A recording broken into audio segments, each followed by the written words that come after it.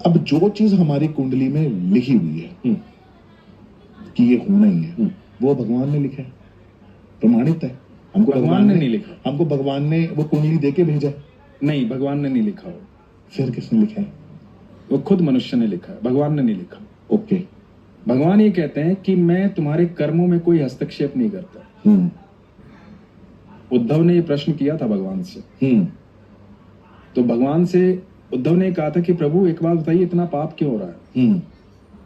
इतना लोग ये पाप ही क्यों खत्म नहीं कर देते आप तो ईश्वर है, अनंत ब्रह्मांड के रचयिता। बिल्कुल।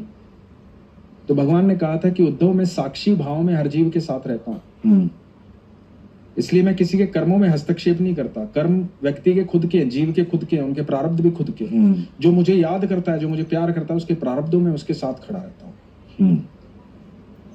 तो उद्धव ने कहा कि ऐसा करके तो आप मतलब मजे ले रहे हो सिर्फ साक्षी भाव में। लोग बुरे कर्म कर रहे हैं, बुरे फल मिल रहे हैं, अच्छे कर्म कर रहे हैं, अच्छे फल मिल रहे हैं, तो आप तो साथ खड़े हो, बस मजे ले रहे हो। बोले नहीं, जब सबको पता है कि मैं कण कण में विद्यमान हूं, तो जिस जीव को पता है कि मैं हर पल हर क्षण साक्षी भाव में साथ हूं, कण कण में विद्यमान हूं, वो मुझे जानते हुए मेरी उपस्थिति में कोई गलत कर्म नहीं करेगा। और जो गलत कर्म करेगा वो पहले मुझे इग्नोर करेगा।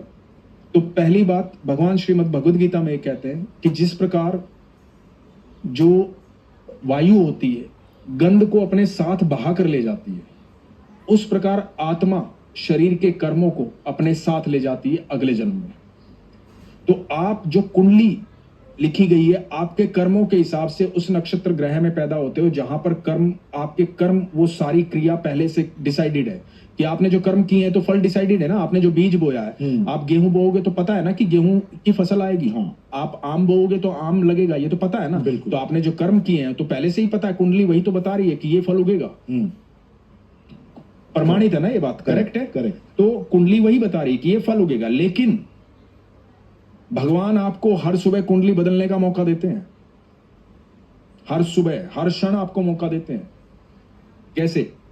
जब जीव अगला जन्म ले लिया, अगला जन्म ले लिया, उससे अगला जन्म ले लिया, तो हर बार, हर जन्म में, हर दिन, हर क्षण आपको ये मौका मिला कि आप अपने कर्मों को रोक सकते हैं। भगवान क्या कहते हैं कि अपने कर्मों को मुझे समर्पित कर दे, तेरे सारे प्रारब्ध खत्म। भगवान आपको मौका दे रहे हैं बार बार।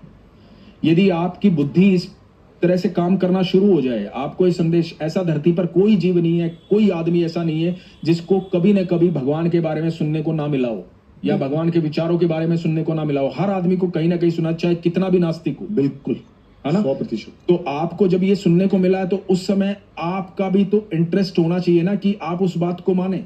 दुर्योधन क्या कहता था? दुर्योधन कहता था मैं धर्म भी जानता हूं और अधर्म भी जानता हूं, पर मेरा धर्म में कोई इंटरेस्ट नहीं है, मेरा अधर्म में इंटरेस्ट है। क्योंकि उसका वो बल जो है ना, प्रभाव इतना आकर्षित कर रहा था अधर्म उसको, कि वो भगवान सामने होते हुए सबसे ज्यादा दर्शन किए उसने ठाकुर जी के। लोग कहते हैं ना भगवान के एक बार दर्शन हो जाए, सबसे ज्यादा दर्शन दुर्योधन ने किए। क्या कर लिया उसने? भगवान के दर्शन करने से कुछ नहीं होता। कर लो आप साक्षात ठाकुर जी के दर्शन, क्या हो जाएगा? जब तक ठाकुर जी के बताए मार्ग पर नहीं चलोगे कुछ नहीं होगा। सही बात। क्योंकि ठाकुर जी को किस किसने नहीं देखा? गुरु द्रोण ने देखा, पिता में भीष्म ने देखा, दुर्योधन ने देखा, सबने ही तो देखा, दुशासन ने देखा, सारी सभा, सारा हस्तिनापुर, सब जीव जंतु सब तो देख रहे थे कृष्ण को वहां खड़े हो। बिल्कुल। लेकिन बदलाव किसमें था? बदलाव अर्जुन में था।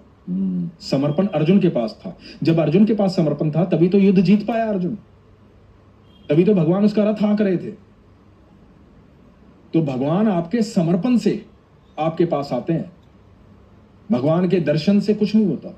लोग कहते हैं ना एक बार दर्शन हो जाए ठाकुर जी के, अरे दर्शन नहीं, दर्शन तो हो जाएंगे। मैं कह रहा हूं भगवान को प्राप्त करो। भगवान को उतने प्रेम में लेकर आओ कि आपके जीवन का रथ वो आके। वो उतना प्रेम करो भगवान से कि भगवान आपको वो दर्शन दे। एक दर्शन तो दुर्योधन कर रहा था और एक दर्शन वो थे जो अर्जुन ने किए थे ठाकुर जी के, जो किसी ने नहीं किया अनंत ब्रह्मांड में। खुद ठाकुर जी ने बोला कि लाखों सालों से तपस्या कर रहे देवी देवता भी मेरे इस रूप को नहीं देख पाए अर्जुन, जो तू देख रहा है। दर्शन करने तो वैसे करो ठाकुर जी के, बनो अर्जुन, होंगे दर्शन।